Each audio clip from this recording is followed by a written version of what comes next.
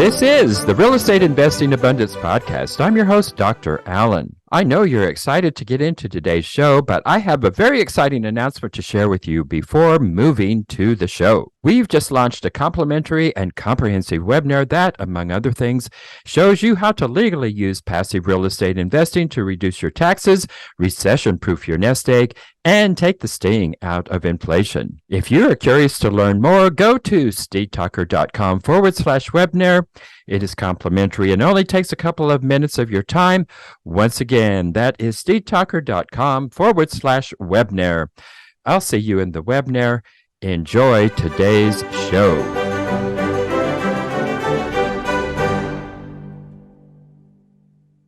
Hello, enlightened investors. Welcome back to Real Estate Investing Abundance. I'm your host, Dr. Allen Lomax.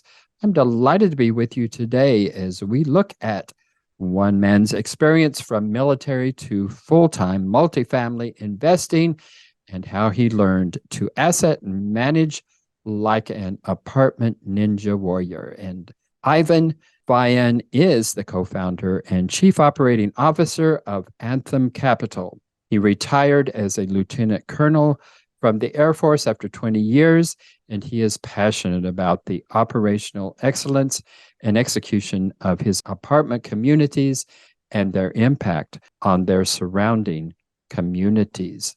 So welcome, Iven, and share with us a memorable experience that helped you to be the person you are today. Hey, thanks for having me, Alan. Great to be on your show. Memorable experience that helped me become the person I am today. Man, when I was a little boy, my dad took me to an air show when I was 6 and immediately fell in love with airplanes. And I remember at the air show, we saw these young boys wearing these, looked like military uniforms, and asked my dad who were these kids, and he said, "Oh, those are kids in the Civil Air Patrol." And I said, "Well, I want to do that." So I joined the Civil Air Patrol in grade school, and in the Civil Air Patrol is when I learned about the Air Force Academy. And I set my eyes on the Air Force Academy early on in my age, at the age of 6. And I dedicated everything I had in my life to get accepted to the Air Force Academy, which is not easy to do. And worked, and got to my high school years, told everyone about what I want to do with the Air Force Academy. And then the senior year, there was another classmate of mine in my high school. She didn't even know about the Air Force Academy, but she was a gymnast. And she got recruited to go to the Air Force Academy.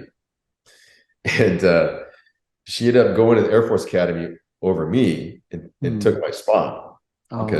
Because she didn't take my spot. She earned her way in, but I didn't get to go as a result. And I was completely devastated because my whole identity as a young boy was built upon this whole dream of mine. And it didn't come to pass when I wanted to come to pass, which is kind of the whole moral of the story here is, well, I had to go to preparatory school, get additional training and education, reapply to the academy, and I got accepted.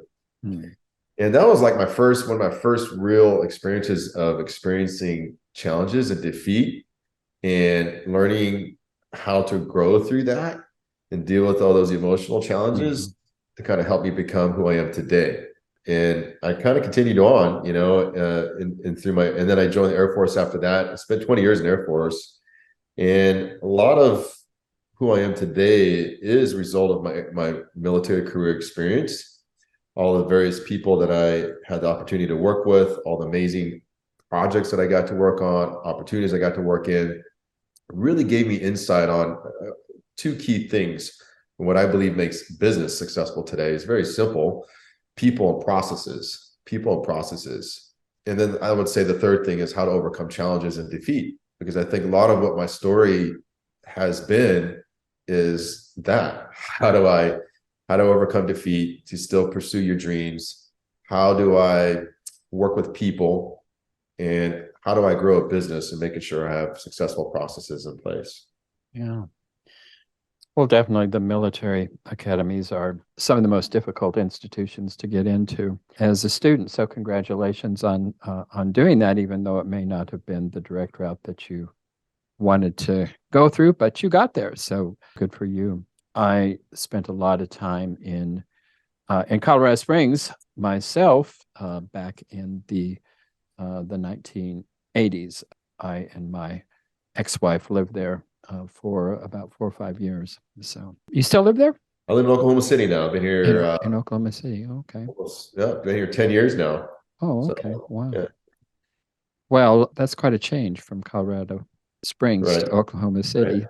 So tell us about your background from the Air Force to multifamily investing.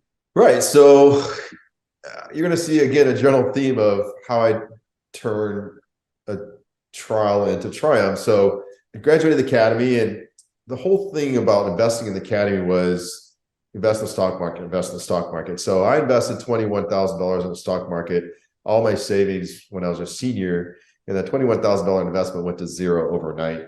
And again, I was devastated. I was so frustrated. It's like, I'm doing everything you guys taught me to do, and it still resulted in a net loss. So this isn't going to work for me. And I was like, there's got to be a better way to make your hard-earned cash work for you versus me work for it. So I'm in the military and pursue my flying dream, but I also got interested in business. I always had this curiosity about business. One, because I grew up with a mom. She owned her own grocery store in this town called up in Kaiser, Oregon. And so I think subconsciously it was kind of in my blood. But I learned a lot about real estate, and I was like, I like this real estate thing. It's tactile. You can see it, you can touch it, you can watch it improve with your own eyes. And so anyhow, I was getting relocated from South Dakota to Texas, down in Abilene, Texas, and we're staying with our mother-in-law at the time.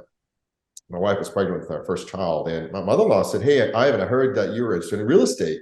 Listen, there's this lady down the street. She's going through a divorce, and she really needs to sell her house. Why don't you go talk to her about that?" I said, "Okay." I literally was like moving into the house with bags from the car, and I just dropped them right there on the driveway and just beeline down to this house, and knocked on the door, and she introduced herself, and I asked her if she wanted to sell her house. She said yes, and she said, you can buy it for $33,000. I said, sold, I'll buy it. And long story short, I was able to buy that house for $33,000. I was cash flowing $300 a month, and I captured around maybe $10,000-15,000 in equity. I was like, this is really cool. There's something to this real estate game. Now I think I'm hot stuff. I got my first deal. I get my second deal. I'm trying to get my second deal. Well, I told you my wife was pregnant, right? So about 6 months later, she has our first baby. We're in the hospital. When we had to go to the hospital, she had to jet out the door. We had to jet out to get to the hospital, and got through the whole delivery. And she said, "Hey, can you go home and get the bag that we need to have at the hospital for our new baby?" And I said, "Sure, I'll go home and get the bag." Well, as I was stepping out the front door, I looked to the left. I was like, oh yeah, there's this abandoned house next to us, and it's all boarded up. And I wonder if I could buy this house. And I got really curious. I looked at my watch. I was like, you know what? She's sleeping. We got enough time. So I looked up the owner of this house in the tax roll county site. I saw that he lived just down the street. I said, you know what? I got lucky the first time. I'm going to go see if I get lucky again. I went down, beeline down to his house, knocked on his door. There was this big burly man that walked out with his shirt off. And he wasn't as nice as the first lady. He was like, "What do you want? Why are you here?" I was like, "Sir, I think you own the house next door to me. I kind of curious. Is it for sale?" And he's like, "Step inside." Literally step inside of his house, this darkened, gloomy, stuffy house. Go up this narrow staircase to his attic. Is this desk with one light dangling over his desk. Very few words were exchanged, and he showed me this document. It said promissory note. He said, "See that promissory note?" I said, "Yeah." He goes, "What does it say?" I said, $75,000. He said, "If you want to buy it, you got to give me $75,000 because that's what I owe the bank." And I said, "Sold." So I found a way to buy that house for $75,000. Again, it was a boarded up, abandoned house. This is in 2008. The crash just happened, and I bought a $75,000 bread box. And I started going into the project, and it started becoming very clear to me that I made a lot of mistakes with this purchase. I overpaid. I didn't do a rental comp study. I over rehabbed it. And those were the main things. And honestly, I went in the hole, $80,000 in debt. I was pulling all my money out of savings. I had to borrow money from mom, and I put a lot of money on my credit card. And that was my coming to Jesus moment of realizing that I don't know what I'm doing and I need to get some help. And so that's where I discovered mentorship. and I got help, and it helped me get back on track. Well, we all have to have those hard knocks, It was going to or college. at least most of us do. Most Right. of us are a little hard-headed, and we think we Right. know more than we do. So, yeah, I've heard worse. Believe me. So those were your first couple of deals. Now tell us about Anthem Capital, so we know Yeah. what it is that you're up Right. to these days. So I was able to dig myself out the hole, start over, had a great single family career, wanted to go bigger and faster. Someone I was working with, a single family, we decided to join and create Anthem Capital. Anthem Capital is our holding company that we use to buy multifamily properties.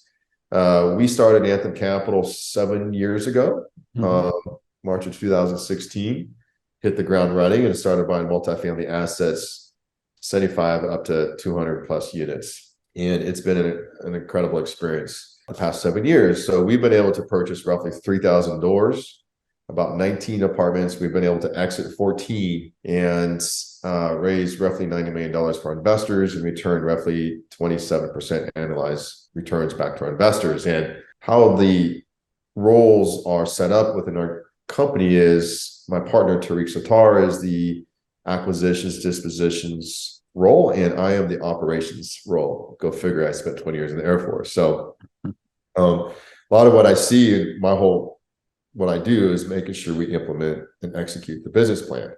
And a lot of what I focus on and help people with today is that you must have an operational plan, operational strategy to support the financial strategy. And that's a lot of what I focus on today is that. Well, okay. So this was 2016, you established the business. So we've got this gap here between 2008, 2016. Take us through that from that. We hear those stories. Okay. Yeah. Sure. So I told you I went in the hole. I got mentorship. I'm in Abilene, Texas. I got my second deal. I was able to scrounge up some more money. I ended up getting one more house. I ended about 4 rental properties. I had to start over. And I took about a 5-year break while I watched all the deals go on sale, selling for 30 cents on the dollar, and I had no cash to make. And I started over, moved to Oklahoma City and hit the ground running. And this was like another defining turning point. I was able to dig out myself out of that hole, hit the ground running, and buy some rental properties up here. But I ran out of some money, and my broker said, "Get your real estate license. You can go sell houses for me." I got my real estate license, and he gave me my first client, who's my business partner today. And it was literally like no training. It was like, go sell him some houses. It was crazy. Like, I didn't even know how to log into MLS. I was like, how am I going to sell houses? I don't even know how to get into these homes. I'm like, oh yeah, you have this key and all this stuff. So I figured it out, but that was a great opportunity. In 2 years' time, I was able to sell 99 homes as an investor realtor. And that's when my financial world changed. I created all this capital. I was able to use this capital to buy me more houses. Ended up having a portfolio of about 30 homes. I was self-managing.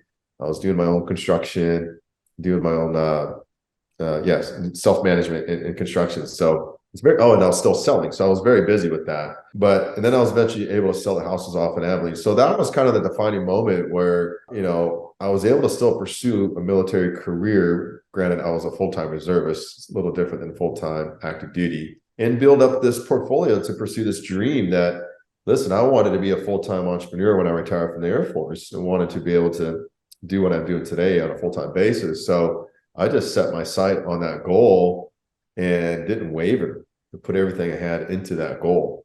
And it was exciting. I mean, it took about 5 or 6 years just staying hard at it. I mean, about 19 deals in about 7 years. So we're behind a lot of deals, raising a lot of money. And there was a lot of back-to-back stuff going on, but it was definitely worth the ride and to position ourselves where we are today at Anthem Capital. Yeah. Enlightened investors, if you haven't done so already, be sure and click that like button and also click that share so others can take advantage of the content. And finally, be sure to subscribe so you don't miss a single one of our upcoming episodes. Well, what are the keys to success as an asset manager? Well, first of all, just really define what an asset manager is and what are the keys to success. Okay. There's a difference between a property manager and asset manager. A property manager is the company that manages the day-to-day activities at the property level. When you walk into an apartment, you see someone at the desk. That's a property manager or leasing agent or a community director, they may call them. That person works for the property management company. They're in charge of leasing and collecting and making sure the property stays clean and functional. The asset manager, however, is the person between the property management company and the ownership group, in which the asset manager may be part of the ownership group, but that person's role is to maximize the property's value while minimizing the downside risk. That person is not the person actively leasing or collecting. That person, in my definition, is the leader of the entire project. And I'm trying to ban the word asset manager because I think there's a mindset shift that needs to happen in our space that we're the asset leader. So I'm handed over a business plan and has a financial strategy, and I have projected performer returns that I have to achieve for my investors. I'm the person that implements an operational plan through people and processes so that I receive my end goal objective, ultimately to meet or exceed my projected investor returns. That is the fiduciary responsibility that I have as the asset manager, in which our investors put their trust, confidence, and faith in us to be able to execute. And I'll be transparent, it doesn't always happen as published, and nothing ever does, but it doesn't. But still, the allegiance is to execute with that level of excellence and utmost integrity and forthrightness with everything you have, to do your best to make sure that you're able to meet or exceed. So that, that's my role. That's my role as an asset leader. And so how do you do that? You partner with property management I say partner with property management companies. They're the ones that are the hands and feet that are implementing the business plan. How do you do that? You communicate a vision. You show them the overall operational strategy and how many units you want to rehab, what you want to do to the exterior, what you want to do to the office, the interior. You're implementing the whole capital improvement plan to support the operational plan, which will eventually create additional revenue growth. At the same time, you are making sure you find ways to save on expenses.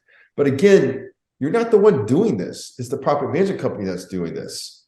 So there has to be this way of getting in with them so they know, like, and trust you, and they feel like they're a partner with you. They don't work for you, though. So therein lies the rub. They don't work for you, but we are their clients at the same time, right? I think there's a very delicate way. It's delicate in how you go about doing this, and where in today's fiscal environment, I see a lot of challenges here because we're being tested, where true leadership has to come in these moments of trials that we're experiencing again in today's marketplace, where you have labor shortages, you have material shortages, you have the labor shortage has a huge impact on the ability to be able to execute a business plan. How are you able to keep morale high?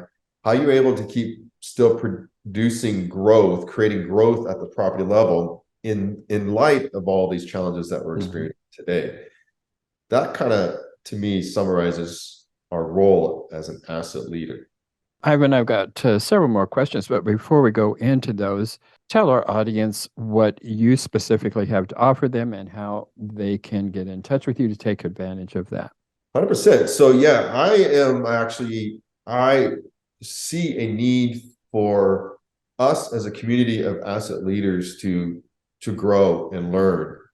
And I am offering up coaching for people to learn how to operate properties like a pro, using my own experiences, not only from the Air Force, from 20 years of being in an operational environment, but through everything that I've learned in my course of being in the multifamily arena. I want us as a community to grow together and level up our game. So for you to be able to get more information on that, come find me at my Facebook group called Apartment Ninja Warriors. Apartment Ninja Warriors. Join my Apartment Ninja Warriors group, and there you'll find more information about I call it Apartment Ninja Warrior Academy, in which I'll then coach you how to create an operational strategy specifically to be able to support your financial strategy in the academy. And all of that information is, of course, going to be in our show notes. Ivan, you've given us a peek into what an asset leader does in conjunction with a property manager. and kind of the on the ground operations in terms of dealing with the trials and tribulations that property owners are dealing with these days. Kind of give us a picture and a peek into how it is that you are working with the acquisition and disposition side of the coin, because you're, as an asset leader, you're really kind of the middleman between those particular aspects of property ownership. I say it like this: you're implementing both sides of the same coin. You have a heads and you have a tails. The heads is the financial strategy, the tails is the operational strategy. So when in my group, we have an underwriter. It's not me. I mean, I'm the operator. We have someone that is underwriting the deal, but you have to provide your validation of that pro forma and validate whether or not those numbers are directionally achievable from an execution standpoint. Let me give you a simple example. You have a 150 unit property and someone underwrites, you're going to rehab 125 units in the first year of holding. Is that operationally executable and still be able to maintain probably not, unless it's vacant. Unless it's vacant, and maintain an economic occupancy of 85% or greater? Duh, that doesn't make sense.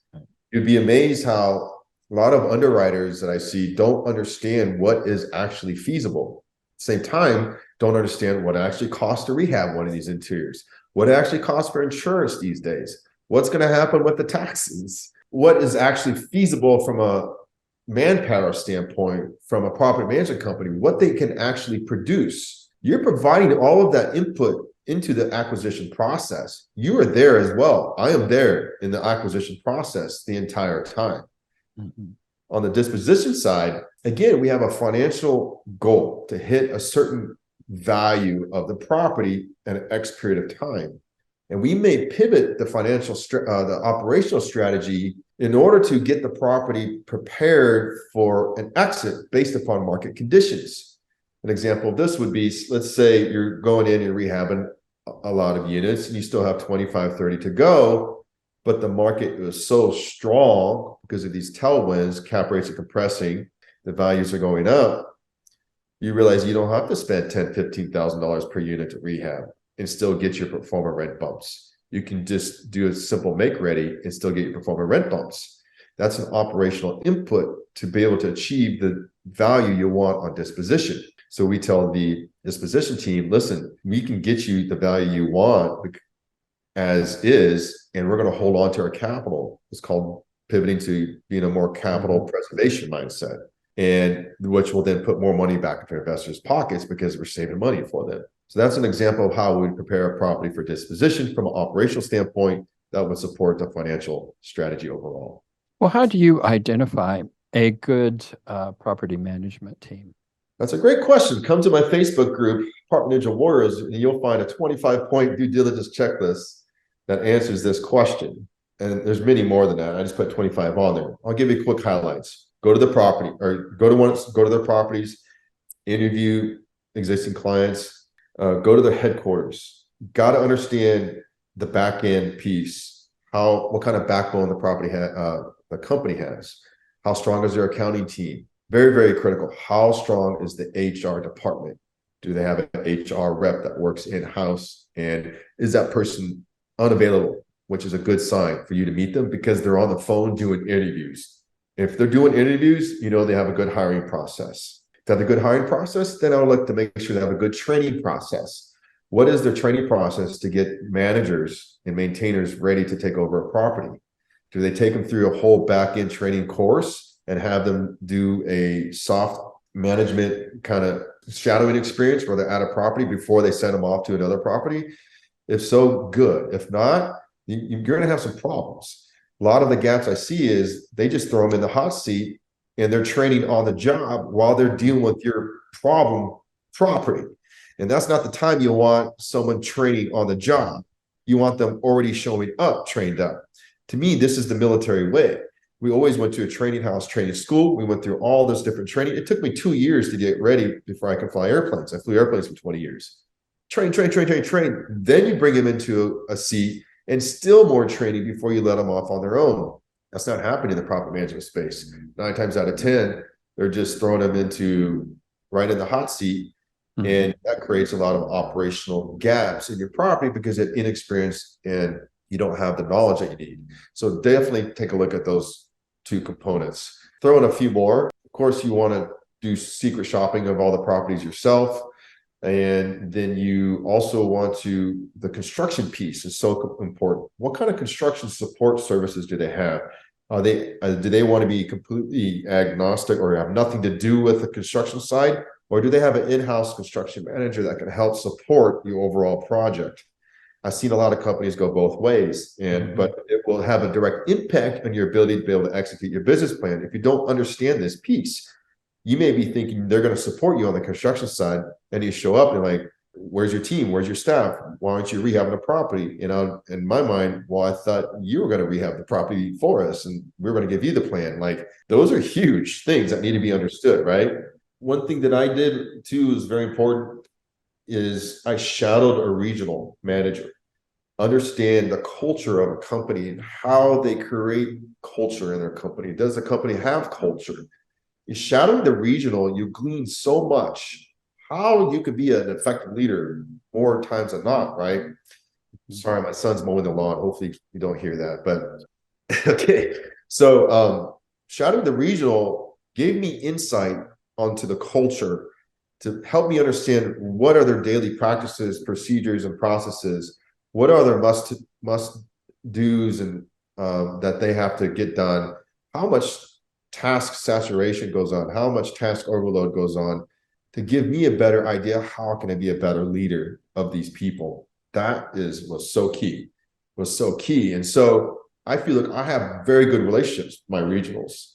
It's not caustic. It's not a draining relationship. There's challenges and struggles, but I create this bridge. And a lot of times I notice the regional may be good, the manager may be good, but the company may not be, or vice versa. The company may be good, and a lot of times you get not as good regionals and managers. But if right off the bat, it's not a good start, don't drag it on. End it quick, early and often, right? Slow to hire and easy to fire, right? Kind of thing. And that will save you a lot of headache for sure down the road. Real quickly, curious about this. It's easy to say you're fired, but there's a whole process in bringing on a new team, as well as exiting a team. So just briefly tell us about that process. Absolutely. Everything I just shared on doing due diligence, again, you got to do it again to go find the new company to bring it, take over your company. So you're doing these two things in parallel where you're managing the existing properties, still trying to foster that relationship while getting this new company ready to go. The new company is going to do their own due diligence. They're going to secret shop the property. They're going to give you the performance business plan. They're going to help you understand what they say they're going to do to turn that property around and take it to the next level. The key thing is the clean handoff piece, and to make sure your property operations don't decrease. Once you notify the property management company, you're going to make a switch. Excuse me. And one mistake I made is I had a very good relationship with my regionals, and I told my regional that I was going to make a switch before I told the owner. Huge mistake. And I'll just be transparent about that. Don't do that. Tell the owner. Even though I had a great relationship with the owner, I don't know. I'll share that on a different episode, what I learned there in that experience. But tell the owner and let them know your reasoning, but don't do it in a way, hopefully, to burn bridges. Never try to burn bridges anywhere, even though maybe one of the most horrible situations. Always try to find a way to keep a bridge there. One, because they'll do what they can to support your property before you switch over. But some like minor or drilling down in the weeds a little bit, got to have clean handoff on the books. Close out the current month. I like to do it at the end of a month, so you start off fresh on a new month. Secondly, if you have any lingering payables, make sure those payables are paid off, especially payables, because you may be in a cash deficient environment. You don't want these vendors after you once you do that, because that property management company you're working with is probably fostering and managing those vendors to keep them happy while you're trying to get the money from the bank, from the CapEx draw to pay them off. So you're leaning on the property management company to prevent those vendors from putting a lien on your property because the bank's not releasing the funds to pay off the vendors. So in order to alleviate those liens, come up with the money to pay them off. And then once the bank releases the CapEx draw, maybe pay yourself back or something like that. That was another key thing as well. And the new company is not going to have the situational awareness that you're going to have with the property that you have. So yeah, they're going to give you the pro forma, but they're still not going to have the level of insight that you have. The way to overcome that, you really got to sit down and have a very in-depth, face-to-face budget meeting, line by line by line, where you're sharing with them the history of the property, where you believe it's going to be, where you believe the market is at, so they can incorporate this into the business plan to make sure you have alignment in expectations, which is so critical in anything in business, right? An alignment in the expectations of what the new plan is going to be versus where you currently are today is so critical. And if you have that and you prepare the new property management company to come in ahead of time, and they have people chomping at the bit on the sidelines, ready to jump on the field, essentially you don't have to even decrease your performance. Because anytime you make a switch, you have a slowdown in operations, and then you have to ramp back up. Ideally, I like to keep it going. It may be down, but then start to already climb and start climbing up. That to me is how you can have a good, clean handoff and not have a decrease in the momentum at your property. Well, Ivan, lots of information. Thank you for sharing that with us. It's been a pleasure having you today. Thank you for having me. Pleasure to be on your show as well. Enlightened investors, wait, don't go just yet. I just want to remind you about our recently launched webinar that you will not want to miss. If you're at all curious and would like to learn more about how real estate investing can diversify your investment portfolio, alleviate the anxiety associated with Wall Street swings, leverage your 401ks and IRAs to substantially increase the return on your investment, and do all of this with turnkey, hands-off, passive real estate investments, then you'll want to immediately go to steedtalker.com/webinar. In the webinar, we'll also address the common dubious investment schemes that you want to avoid. To access the webinar, go to steedtalker.com/webinar. I look forward to seeing you in the webinar. Thank you for tuning in to Real Estate Investing Abundance, brought to you by Anthem Capital, a company working for passionate professionals like you to develop financial independence built on solid, passive real estate investments. As part of our efforts to make the world a better place, Anthem Capital contributes to activities and organizations committed to better understand the equine. These endeavors attempt to enhance the human treatment of horses worldwide. Anthem Capital, working for a world where all creatures, great and small, flourish abundantly. For resources to develop your financial independence, connect with us at steedtalker.com.